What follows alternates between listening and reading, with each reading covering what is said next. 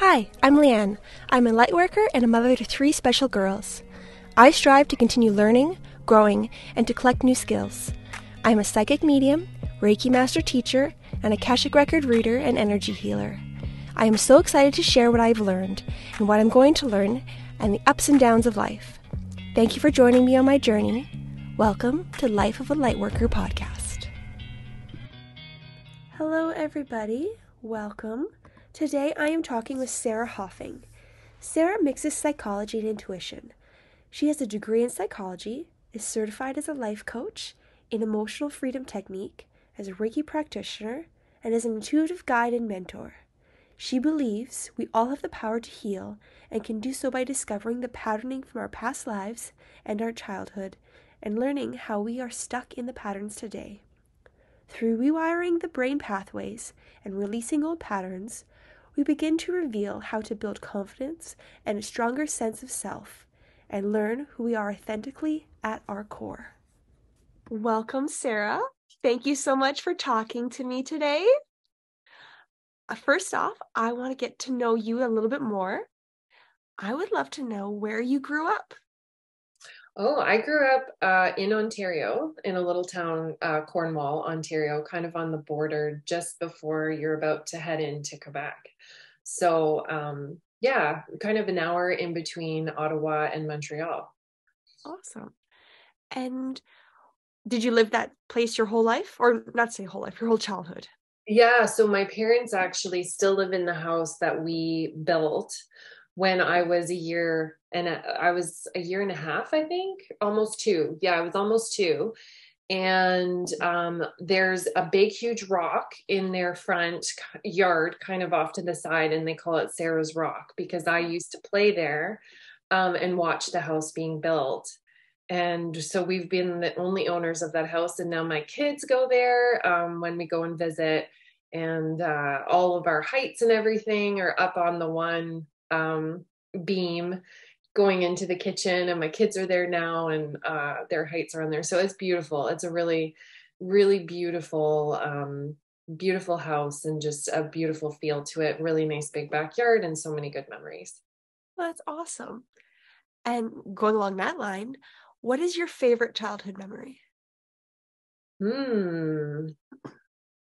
I would say camping with my family.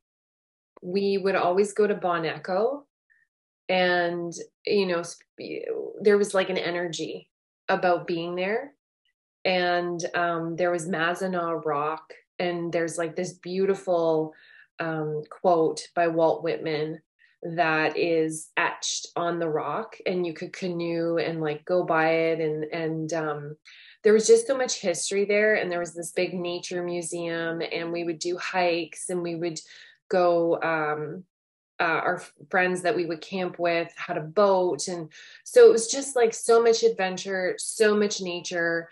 We would do a week at least in Bon Echo and then a week at Sandbanks and it was like these summers of just being, I'm the oldest and then I have a sister and a brother. And it was like the 5 of us just living in the moment, living in the present. And I just have so many memories of so many laughs and so many conversations and just this like really amazing deep connection that kept evolving as we got older. Oh, that's beautiful. Would you say that's your strongest childhood memory or do you have another memory that you might say is your strongest? Or has the strongest feeling attached to it? Let's think. I'm a very visual person, so that's a really hard question because I feel like I have so many strong memories.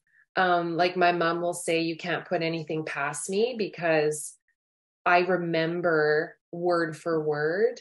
I remember being the Wicked Witch in The Wizard of Oz. I was cast in a play. I was in theater. And one of the first parts I played, I was 12 years old. And I would come up, with my green hands and do the cackle. And I can still do it like very well. And it was to the point I did it so well that a little boy had to leave because he kept peeing his pants every time I came out. And it was in this huge auditorium with a whole bunch of kids. they all came in buses from school, and it was like this big performance. And little did I know, my husband was also in the play, and he was one of the munchkins in the play. Oh, it would have been funny if he was a little boy that peed his pants. Oh my gosh, yeah. No, he wasn't, thank God. Oh, Yeah. that's so cute. I But yeah, love that I you guys were remember. like kind of connected, but not. Yeah, we were both 12, and we, when we first officially met when we were almost 30, his sister remembered me from the play and asked me if I was the Wicked Witch in the Wizard of Oz. And I said yes. And then I looked at pictures my parents had in their basement because, living in the same house your whole life, it's like a museum for your, childhood. And so I looked, and sure enough, there was my sister-in-law and there's my husband. And my husband was standing right behind my brother, who was also in the play. And he remembers me being the Wicked Witch. And, we laugh about it. Like, did you ever imagine that you were going to marry the Wicked Witch when you're in that play? It Oh, was really neat. oh, that's so funny. I love that. Uh, Continuing on with your childhood, were you intuitive as a kid, or when did you start noticing that you were intuitive? Yeah, I was very intuitive. And I often joke, like, my parents, I remember coming downstairs, they were watching TV, and I remember being like, Mom, like, I see stuff. Like, there's someone there, and I feel like I can't sleep, and I hear things. And, I remember I'll say to my clients, like, when I'm kind of telling my story of how I'm intuitive, and I'll say, my parents kind of looked at me like, oh crap, like, what is going on? Like, have some warm milk. I don't know what to do with you. Like, they didn't, they were like, okay, well, keep closing your eyes. Like, but I do remember putting my head under my pillow and sheets and sheets over my head, where it's like I'm surprised I could breathe. And I remember being in a bunk bed because my sister and I shared a room, and I was on the top bunk, and I could see two tall beings, and they were men, and they were thin and tall, and they would come at night, every night. And I would put my head under my pillow and my blankets, and I would say, please go away, please go away, please go away, please go away. And I would cry. And when I started on this journey after shutting it off for years, it was very interesting because I found out who those people were. Who And are they? I went in to, I journeyed, and I went to my space, and I met my spirit guide, and I felt it. I was like, that's him. And my spirit guide is Gus. And so without saying anything, I said to my sister, can you go do this meditation and find out what your spirit guide looks like? Sure enough, tall, thin male. So it Oh, was her spirit guide and my spirit guide watching over us as we slept. oh, that is so awesome. Isn't that neat? So it made me Oh, feel a lot better, but I wish I had known, and it's amazing because I mean, my parents didn't have the capacity to help me like we can with our kids. And I know you and I have talked about that a lot, right? Where we share that, where we have intuitive children. And it's beautiful to be able to say, when our kids are saying to us, I see things, and you say, me too, tell me more, you're like, I and believe you. Okay, let's yeah, do I this. Let's believe work through you. this. Yeah. Let's work through this. I hear you, and it's like you don't feel crazy. You feel heard and understood. And I think that's what's beautiful about connecting with people like you and having friends who are intuitive too, where you can say to them, like, hey, this just happened. And you're like, oh, cool, me too. Like, let's talk about it. It's definitely important to have that sounding board and that like a community where they get you. Yeah, Because like brainstorming is like super important, and like learning from other people's experiences is super important. super Because important. yeah, we were floating by ourselves until we were adults before we connected and like started figuring things out, right? So Yeah. And kind of, it felt almost like a party trick.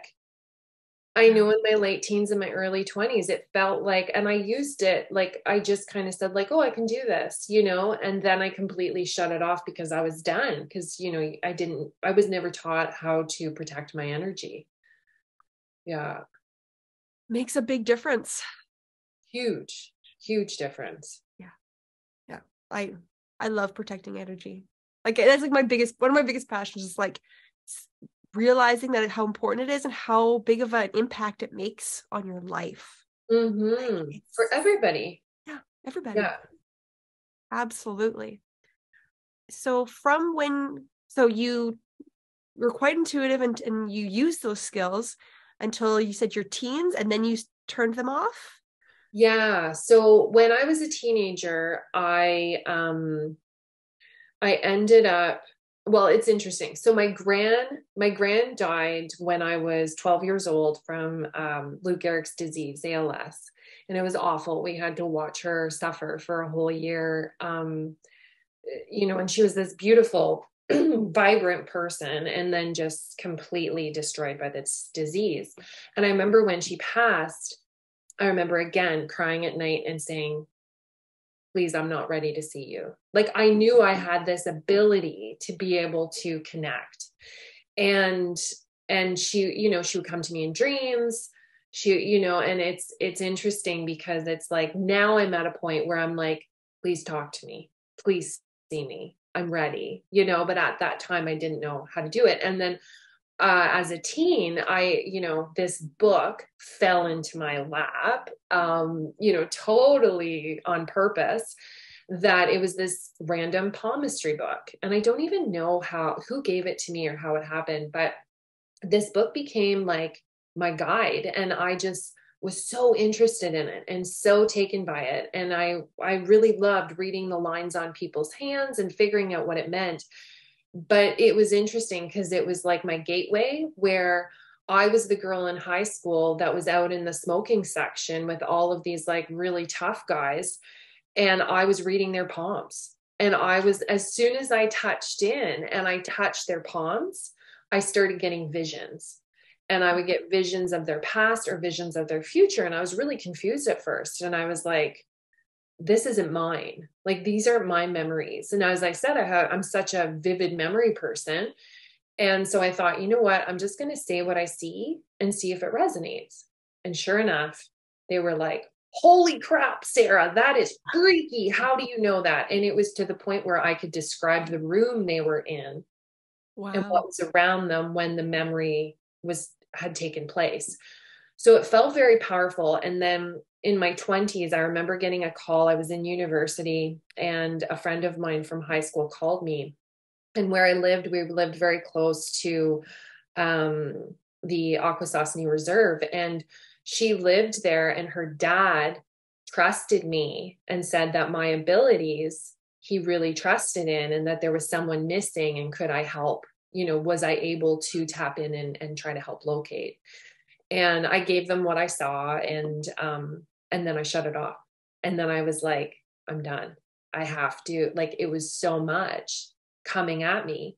And it was interesting too, because there was a seer in the community who, when I went to university, I had a really, really hard time in the first university I went to. I had like a huge kind of like just emotional break where I just was not good. I was not mentally okay. It was lots of shifts and changes, and I was unprepared for being so far away from my family, and it was like everything was coming to a head. And then this woman who was a seer in our community, she kind of took me under her wing, and but she never taught me how to do it. But it was always interesting how I was like attracted to those like-minded people, like they would come and they would show up.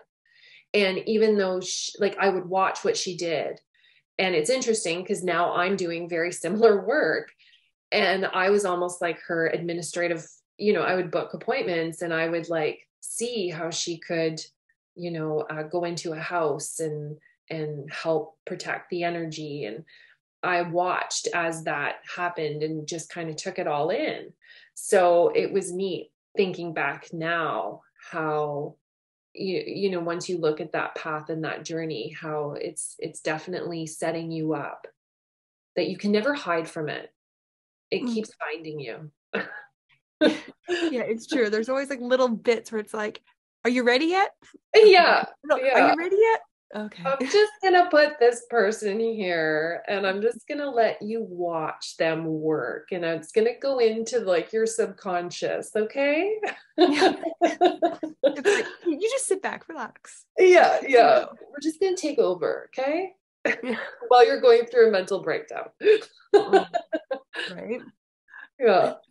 And then so after that, so you went to college, correct? And Yeah, then so I went to university. I started off my degree in drama and education. So I was told my whole life I was supposed to be a teacher. I was told I was supposed to be a principal.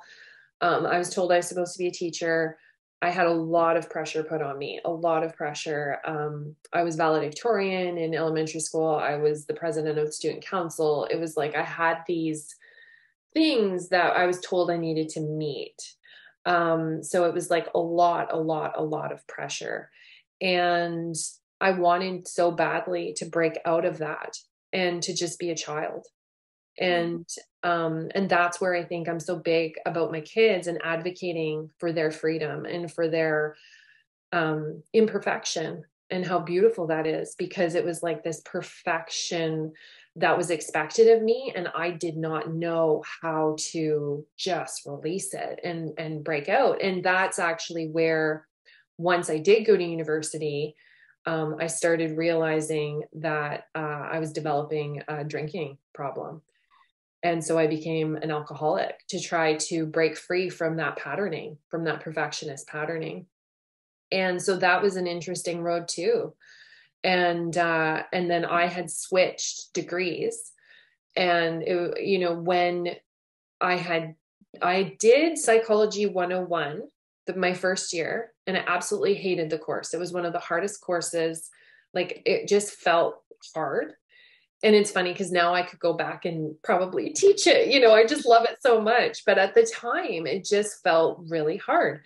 And then I ended up getting my degree in psychology. And like, I remember in that first course, I remember being in a parking lot and I kicked my book. I remember throwing psychology 101 in the middle of a parking lot and just kicking it. I was so frustrated. I was so done with the course. And then I ended up getting my entire, university degree in psychology. So it's, and I find moments like that happen with me a lot. It's like what you find the hardest, or what you think is going to break you, is actually what you need the most. It's actually pushing you and is guiding you and helping you heal. So yeah, I ended up getting my degree in psychology, and then I ended up doing graduate studies in youth at risk, so youth justice studies. And I did youth justice work for a while. And then when I had my 3 kids, and I went on maternity leave with Violet. When Violet was 10 days old, my boss called me and said, if you want to come back to your job, you need to come back now, like when she's 4 months old, or you're out of a job, because my contract was ending. So they had found a loophole, and it was awful. It was awful. I went through postpartum, but not for having a baby, for losing my career. Oh. But looking back, it was one of the hardest but best things that could have ever happened to me, because I wasn't meant to do that. I was meant to do this, and it broke me and rebuilt me. Right. Yeah. Gigantic push. Yeah. And I feel like I always am the one, like, I learn the hard lessons. Like, I don't, it's not like a semi-smooth ride with little bumps. It is the bumpiest fucking ride, where it's like the highest hills and lowest. It's just like, we're going. You're just like, this is the biggest lesson so that you don't have to learn it again. Yeah. Oh yeah. I'm here to win. Like, I am here to like stop all patterning, and just like so many things, I think, in this lifetime, that I'm just like, bam, give me another one. Bam, let's do another one. You're like, let's go in for the wild ride. Yeah. Yeah, I'm here for the roller coaster. I'm curious. You said the alcoholism was connected to perfectionism. Do you think being intuitive had a part in that? Do you think, like, Was it like a numbing thing? Was it like almost a coping mechanism for not knowing how to deal with it? Absolutely, Leanne. Absolutely. Like it was like, I feel like the pressure of the perfectionism was like a volcano ready to erupt, and the numbing of the alcohol helped soothe it for a moment. Because I felt like a different person when I drank. Mm-hmm. And but also it was definitely a numbing of the intuition, because it was all around that same time that I had said, that's it, I'm done. But it was also interesting because I remember being at a friend's house, and I felt like I almost had more clarity when I drank, Mm-hmm. at that time when I would read people, because I feel like it's because my ego wasn't getting in the way. And so that's where it did become a party trick when I would drink. And then when I stopped drinking, I just completely shut everything off. Right. Yeah. And I needed to heal. Yeah. Yeah. Yeah. Work on yourself and without the busyness and the noise of all that other world stuff, right? Exactly. And of course I did it. Of course I quit in a really quiet but big way. I actually quit on my own. I was told by a counselor, um, she's wanting to put me into a 6 week or 12-week program. And I told her no. And I said, I can do this on my own. I didn't want anybody to know, because when I told my family and friends, my best friend, when I told her, she said, I know you have a problem, and I'm so glad you finally admitted it. When I told my other friends and my parents, they were very surprised, Wow. because it was something that when I saw a bottle of wine, if I had a bottle of wine on the weekend, let's say I get one on a Friday, I would need to finish it. I would need to finish it that night. As soon as it was opened, I wouldn't stop thinking about it.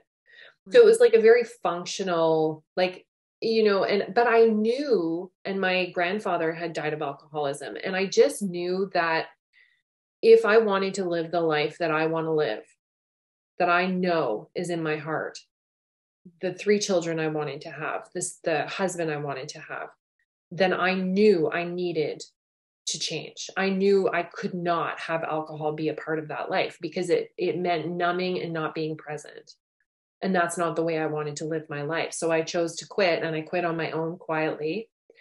And my best friend and I, and another girl, actually one of our good friends, came along too. We decided, she decided like a week before we were leaving, she was coming. It was so fun. And we were all at this transition of our life, and we decided to walk across the Camino de Santiago. Oh, where's that? So it's in Spain, Okay. and it starts in the Pyrenees, kind of at the border in France. And then it goes all the way across and ends on the other side of Spain. So there's different routes that you can take. And there was a couple that we saw in Germany. They were not in Germany, but they were from Germany. And they said that they would just walk out their door, and they were like in their 60s, and they would walk out their door and just walk and hike until they found the path. And there's a movie with Emilio Estevez called The Way, and that's the Camino that I did. But we walked 333 kilometers in 10 days. It was insane, because I only had 2 weeks vacation a year. Yeah. So I had to do it in that time. And I remember my walking stick, and it's like, it really did break me apart and build me back up, because when I first started walking, I was like, what the hell am I doing? Like, this is ridiculous. And I think the first day we walked 35 kilometers, and my feet were so sore. I would go to bed and they were numb. And it just felt like punishment. And then all of a sudden, I remember seeing, I was walking, because you would walk and you would see the next town up ahead, and you would think like, oh, thank God it's the next town. But you had another 10 kilometers to go. So it was very humbling. And the amount of work I did mentally during this walk was insane, and rebuilding. And I remember as I walked towards this one spot, and I'll never forget it. And it was just like this beautiful statue of like an angel. And as I'm walking towards it, and I feel like I'm done, like I'm so done. And I think we were on like day 4 or something. And I could hear my dad's voice in my head. And my dad, like always being in competitive sports, he was always my cheerleader. He was just like always cheering me on, thought I could do anything. And I could hear him being like, "You've got this, sweetheart. I love you so much. Keep going. Pump, pump," which is what I was a competitive swimmer, and he'd always say that to me. And I just bawled. I just started bawling, but it released so much pain inside of me. And it built that belief in me that I could keep going. And I remember another time when we were doing the Camino, there was a cab that came by.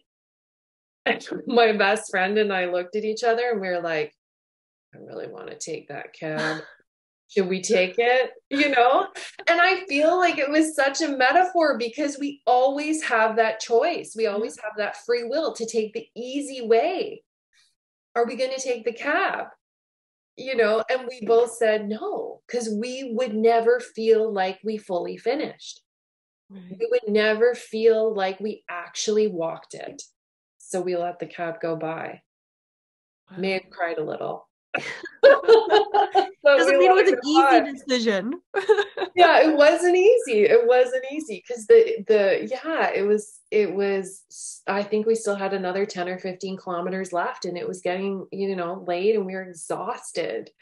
But it's wild. Like, it really makes you realize when you do things like that, what your body can do, like what your body is capable, and that the reason why your body is so capable is because your mind controls it.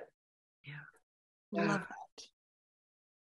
Your body is only as strong as your mind, pretty much. Like, absolutely. Like you could be as weak or as strong as what you believe you are. Yeah. Yeah. Everybody has that power. And I see that with my clients all the time. And I truly, truly, truly believe that you have the power to heal. I love it. Yes, absolutely. Totally. I complete agreement with you there. I know we share that viewpoint. Yeah. For your clients, like what kind of services do you offer them? So I work out of the clinic. The local clinic that I work out of is like a few blocks from my house. It's fantastic. And it's a beautiful clinic. So I offer Reiki, but it was very interesting because last weekend when I did Reiki, one of the women was like, "This is not Reiki. Like, this is something else. Like, you are powerful." It was so sweet. But I think it's because, for one thing, I feel like I've done this for lifetimes. Yeah. Like, I felt like I've come home to myself, and my abilities are only just beginning. And when I'm in it and I'm doing the Reiki, I'm getting things are being channeled through me. And so when I'm holding someone's heart chakra, I'm saying to them, "I need you to repeat after me." And I'll say whatever's channeled. And then all of a sudden they're bawling on the table. And I can feel that heart chakra go down like 2 inches. Like, it's so fantastic. It's such an amazing, beautiful release. And I've had people say how I make them feel safe. And like, what an amazing compliment, that they have felt so wound up and so out of sorts, and I'm able to provide that safe space for them. So that's what I provide locally. And then online, I do emotional eating workshops. So right now I'm running 8-week tune in, and then I'm going to run another one in May. So it's 8 weeks. It's a week of Zoom. Every week we do an hour of Zoom, and it's in a group. And a lot of women are so afraid of being in a group of other women, and it's so important. Like, and again, I create that safe space. So when women, I love it when women actually, they come in and they're timid and they're like, "Oh my God, what am I doing?" Kind of like how I was at the beginning of the Camino. And then all of a sudden, week 2, they're like, "Wow, this is really powerful. These women are exactly like me." and they relate to me. And I finally feel like I'm not alone. And, when women work together and raise each other up, like powerful things can happen. And so in between, we do an accountability group chat. So it's really nice because they're checking in with each other. We do healing work every week where I instead of homework, I call it healing work because it sounds so much nicer. And then we do that throughout the week. And then as well, I do intuitive readings, Akashic Records readings, energy healings, and I do the spiritual mentor program, which is a really powerful program, and it's 6 months long, and it's pretty much working intensively with me. And then I also do Voxer, which is chatting back and forth on a walkie-talkie system, because when people get triggered, then it's this beautiful thing that happens where I felt like when I was in therapy and you have that session where you're talking to somebody and you're working things out, that's fantastic. But then the real work happens in between the session. Right. So I wanted to provide that support in between the session where when they're actually being triggered and their boss is saying something to them, they can go, Sarah, I'm not good today. This is what's going on. And then we're working through it in real time. And then I've got a communications course coming up that I'm about to launch, and it's 10 weeks. And my husband, Chris, is helping me with it. So we have developed our communication over the years. We've been together for 13 years. And I feel like it's amazing how we've developed and grown over the years. And so I want to share that with people. And I want to share, from a psychology perspective, from an intuitive perspective, how we've been able to have this strong relationship and how communication is that foundation. Or your communication course, class or course. Of course, yeah. Okay, do you recommend that couples do it together, or is it still beneficial just one person takes it, or do you want more couples or single people? What's your ideal client for that? I've been thinking about that a lot. And you know what? I feel like if men are open to it, I hope they are. I hope this speaks to men. I hope it's something that women will be watching and they'll hear a man's voice and they'll come and be a little bit more intrigued, because my husband is a very empathetic, well-spoken, like beautiful human. Like he's away right now, and he called me on his 5-minute break last night just to hear my voice. Oh. And that's the type of, relationship that we have. And a client of mine said that she's so excited about this course and that he's in it because there's something about seeing a dynamic between two people. And I really believe that when you're single and you're wanting to have that relationship, you need to tap into that feeling. And how do you tap into that feeling if you don't know what that feels like? Right. So if we can raise that vibration for them in the course and allow them to tap into that feeling, then that's going to allow them to energetically match. Because a lot of people, what they do when they're single is they write down all the things that they want in a spouse, all the things they want in the partner. And they have a huge list, but what they forget is the second part, which is what are they going to do? What is that person going to do to energetically match all of the things they want in a spouse? And I'm not talking about physical attributes. It's about, if you want your partner to be more vulnerable and open, if you're looking for that in a partner, then how are you going to become more vulnerable and open right now in this moment? Because you're going to need to attract that vibration. Oh, I love that. Energetically match it. Yeah. Yeah. And I love how it's kind of bringing in a little bit of the manifesting. You have the energy work in there, but there's also like real practical things. Like even if you didn't want to even use the word manifesting, it's like, well, if you can't expect other people to do something if you're not willing to do it yourself. Exactly.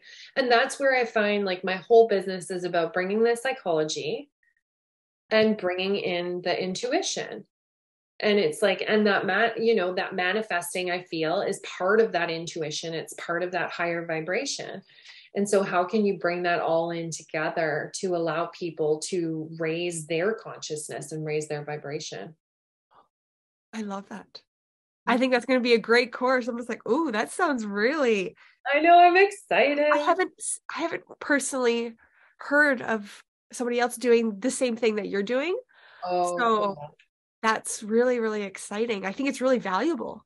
thank you. I really hope it stands out. I did the funniest experiment on Chris because, being a psychology background, my poor husband, I love doing experiments and seeing, because I just love human behavior and I love seeing what happens if I can, tweak and, if you've heard of Pavlov's dog and how you've got there's an experiment done by a man named Pavlov, and there's he would notice that every time he gave the dog food, it would initiate the response of salivating. Oh, yes. So he started to do the bell before he gave the dog food. So just the bell ended up becoming the response of salivating without giving the food. So anyway, with this theory in mind, my poor husband is doing the recycling. And I wanted to see for the course, I'm experimenting, and I want to see what can happen if I take a task that he does not like and make it fun and bring playfulness into our marriage. So he's doing the recycling and he's bent over and he's like knee deep into like this really messy, how recycling is with all of the like yogurt containers and stuff. Like it's not appealing. And so I'm like, holy crap, Chris, you're so sexy when you do the recycling. God, you turn me on. And he's like, there's something wrong, Sarah. Like, what is going on? And I was like, no, I just love it when you do the recycling. I love it. And he's like, okay. And then the next time he does the recycling, I'm like, woohoo, God, you're hot. You're definitely getting some tonight. And he's like, what the hell is going on? And then the third time, he was like, hey, Sarah, you notice I'm doing the recycling? And I'm like, it worked. Yeah. And we changed it. We changed the dialogue around recycling and how a task that when, and that's what I feel like most couples fight about the most is about, chores and the mundane and who's doing this and I did more. And so if you can switch that dialogue and add the playfulness, it changes. Things change. I love that experiment. It's so awesome. I completely agree with like just in general, life for everything. If you can bring more playfulness, more Yeah, fun, it's more enjoyable and you're way happier. way It's just happier. going to the lens of like why are kids so happy? Because they're playing. Why Yeah. can't we play too? Yes. Bring more playfulness. Bring that joy. Love it. So out of all of your offerings, Yeah. what do you feel is your favorite? What lights you up the most when you're doing it? Or are they all kind of the same? Yeah, that's a really hard question. Oh man. Like, you know what What lights, yeah, what really lights me up is the people. Honestly, it's like it's not even the offerings, it's what the offerings does to the people.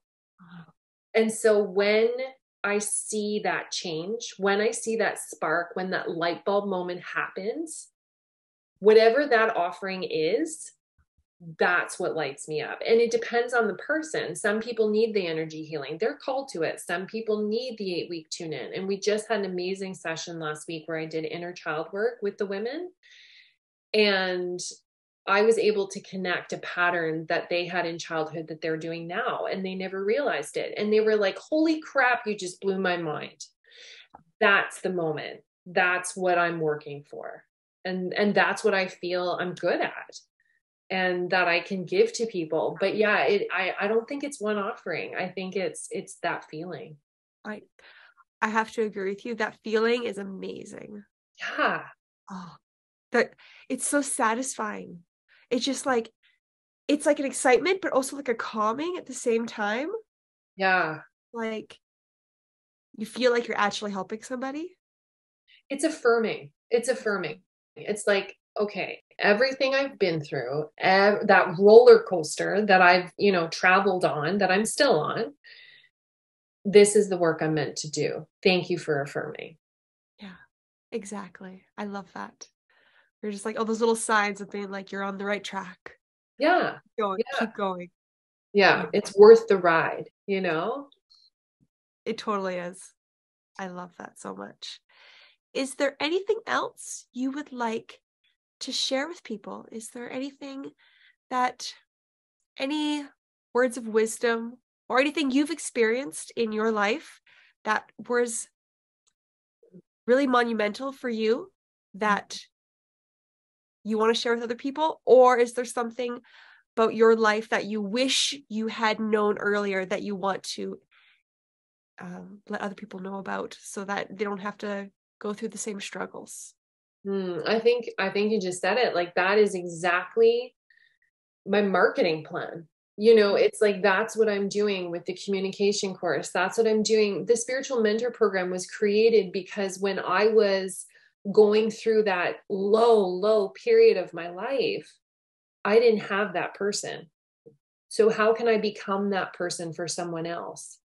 And how can I offer that when Chris and I were trying to navigate young children and communicating and looking at each other like, what the heck, how do we do this? Because we didn't have parents who were emotionally mature to be able to teach us how to do that. And I feel like our generation is just so amazing at looking for solutions and looking for information and researching and finding people, finding coaches, finding intuitives, finding people who can help them, because we don't have a village like we used to, and you need a village. And so it's like we're creating a digital village, and I want to be a part of people's digital village, and I want to be 10 steps ahead of where they want to be. I want to be that, and there's people who are 10 steps ahead of me that I'm working towards, and it's like if I can always be working towards something and improving myself and showing other people the way, then I'm doing my job. Oh, that's beautiful. You said it perfectly. And I am so thankful that you're in my village. Oh, I'm too. Did you know, Leanne, that when you and I did our course together, I was afraid to get paired up with you? Really? Yes. Oh, that's so funny. I was like, oh my gosh. I remember they would say, like, okay, you're going to go into this room, this room, this room. And I was like, oh my God, what if I'm with Leanne today? And you know why? Because I knew you would challenge me. Yeah. And it's like that fear of growth, right? I knew I had to be paired with you. I knew it had to happen, but it's that fear of growth. And as soon as we did, I remember we both like saw similar things. It was like, it was great, but it's so interesting. And I think, for any of your or my clients, or future clients that might be listening, it's like remembering that there is always that fear of growth. But if you can get over that discomfort and buy the program, do the course, do the reading, like you will feel so much better once you've just gotten over it, just pushed it. Push your limits, get out of your comfort zone. Yeah. It's moving, being, for me personally, it's been like my biggest change in myself and my development is when I'm afraid, when I'm scared of doing something, recognize it and be like, yeah, you're scared, but you're still going to do it. Mm-hmm. You're strong enough. You can do it. Yeah. And when the fear is coming from a place of lack because you don't believe in yourself, then you can push through it. So just kind of recognizing that you don't have to let it stop you.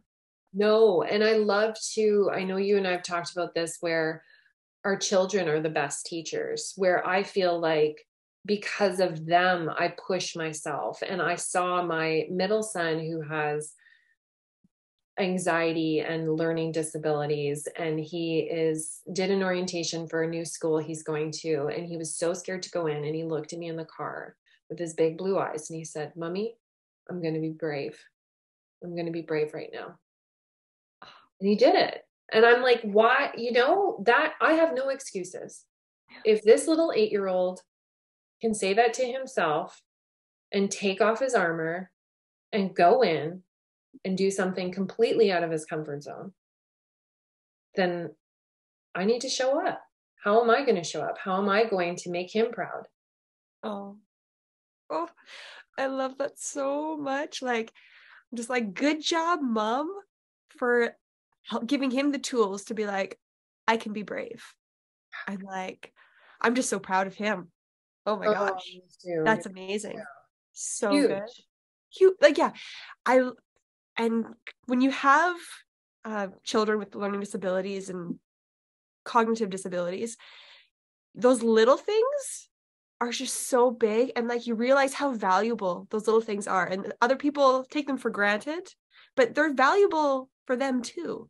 So Yes. just you can change your lens and just really appreciate all those little things and how important those little things are, Yeah. really kind of shifts your internal world a lot.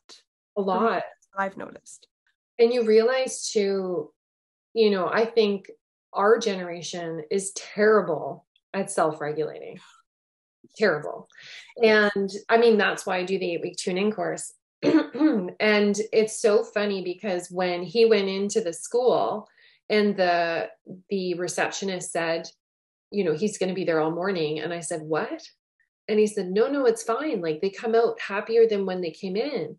And I walked out and I called Chris and I said, I realize I need somebody to help me self-regulate. Like I'm the one that needs the help sitting in my car crying, because he's fine. He's brave. Now I have to be brave and I have to surrender and let go, and learn to calm myself, right? And do all my tools that I know are in my toolbox, but I got to bust them out. Yeah, I guess it's not just kids that need co-regulation, Oh, no. and that so the adults do too. And yeah, using all your toolbox belts, two tools in your belt. Oh boy. Oh, words hard.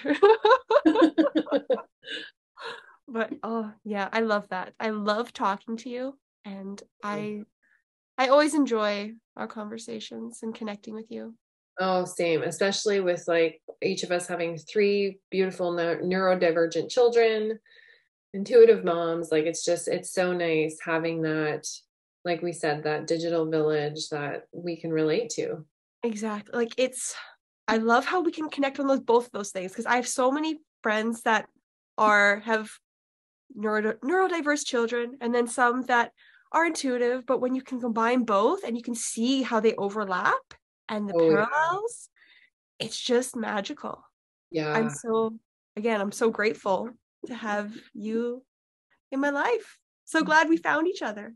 I know. And I got over my fear and I was like, okay, Leanne, bring it, bring it. Like, you're so good. I'm like, there's no reason to be afraid. Like, you're so good. Oh, thank you. And it was that I knew you were going to up level me. And it's every time, right? It's like stepping into that discomfort because especially when you're intuitive, there's an up leveling about to happen. And you're like, oh shit. Yeah. And then you go for it. It never gets easy. It never gets comfortable. And that's kind of the point. Yeah. Which kind of Yeah. sucks, really. It does suck. But the end result is going to be better, but it kind of makes you feel like you're a kid. You're just like dragging your feet. You're like, I don't want to. Yeah, exactly. Really? Yeah, I know. It's true. But the other side, that other side is just so beautiful that I can't even imagine being stuck. I can't even imagine staying in my comfort zone. And the people that do, I feel really sad for because there's just this big, beautiful world out there that's scary and vulnerable and messy, but I can't imagine living any other way. Yeah, I lived in my comfort zone for so long, for so long, that like when I finally was like, okay, I'm going to step out of this bubble and just like be imperfect and be messy, be me, be vulnerable. Like it just life got so much better. So much better. And I'm never going back. And every No, time there's something scary, I'm just like, oh my gosh. And then I'm like, yeah, I'm doing it. Okay, I'll just prepare myself. Okay. Or just lean back into your soul, your spirit, and know that everything's going to work out. it's all going to work out. And it's really stepping into your authentic self Yeah. and being comfortable with your authentic self and learning how to accept and love that person. Yeah. And then not caring if other people don't accept or love that person, because you love and accept that person so deeply Yeah. that nothing can shake it. Yeah.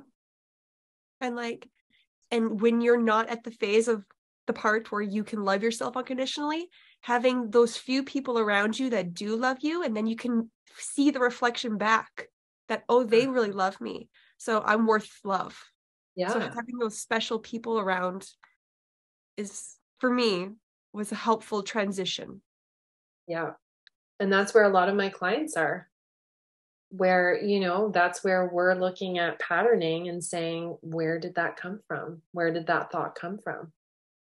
Why do you have that thought? Why do you have that feeling? Now let's unpack it. Now let's rewire it, because it doesn't need, we don't need to carry it. It's like a big backpack that we take off, we unpack, we look at everything, and we fill it up with good things. Instead of the big heavy rocks that have been, carried around, we fill it up with rainbows and butterflies, right? Oh, I I just love all your offerings and love you. You're so awesome. And like, I'm so, so happy that you are bringing all this into the world. Oh, Like, you too. I, because I love how you're bridging like the scientific traditional to the new age and blending it, and how you have so much knowledge from both. And it's it's really beautiful and inspiring. Thank you. Really inspiring. Thank I you. really, I always wondered, what am I going to do with this psychology degree? Like what, and it's like, you wonder sometimes when you get a degree, you hear of people like, never using it, or, doing something completely different. And I feel like I've made it my own, Mm-hmm. and it fits with who I authentically am. And it feels really right. And the results that my clients get are showing that it is right. It is what I'm supposed to do. So it makes me feel really good about the direction I'm going into. And I've, thought about, should I do more schooling? You have those thoughts of like, do I do that?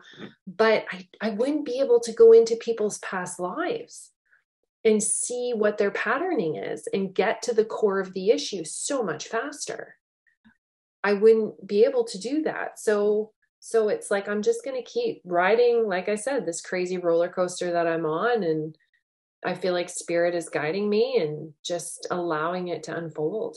Oh, that's beautiful. Well, thank you so much for having this conversation with me today. I'm so glad we could do it. And for all the people, how can they get in contact with you? Yeah, they can find me on Instagram at sarah.hofing, Sarah with an Hof as in Frank, ing, and there's only one F. And lovelightintuitivehealing.com is my website. And I have if you're on Insight Timer, I'm a teacher on there. I'm starting to upload more meditations.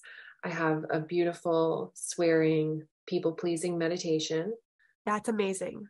Thank That's you. Did amazing. you hear it? It's fun. Oh yeah, it's funny, but I sent it to a friend who thought it'd be funny, and she's like, "It was funny," but then I found myself crying at the end. Yes, yes, I heard that from a lot of people, and I'm writing Oh, one right now on so shame and good. guilt. So that's good. I had a friend just recently say there's something about the frequency of my voice that she thinks there's a healing element to it, which is really neat. So I really want to put out some more meditations. And one of my clients who does Reiki with me said she heard me on a podcast and she can read auras, and she actually could feel my aura through my voice. Isn't that neat? Like people That's are beautiful. incredible. I love it. Yeah. The power of the voice. So yeah, that's the ways that people can get in touch with me. And I love hearing from people and just chatting with people and connecting. It is like my favorite thing to do is connect. I actually saw a friend of mine when I was at the dentist and was so excited. I ran out to see her and still had my dental bib on. So like that's how like intense I am about connection. I love it. Oh, perfect. Yeah. Perfect. Well, thank you so much. I'll put all your information in the show notes so people can get in contact with you. And again, thank you so much for talking with me today. Oh, thank you, Leanne. Okay.